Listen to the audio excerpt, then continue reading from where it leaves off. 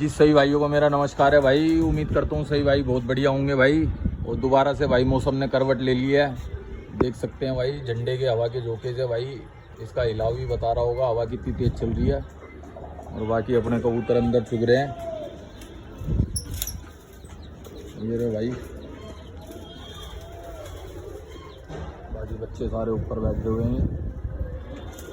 बाकी नीचे बड़े कबूतर चुग रहे हैं। अंदर वो सारे जोड़ों का सिस्टम कर दिया। और बाकी कबूतर ये रहे भाई, इधर भी कुछ बच्चे निकले हुए हैं।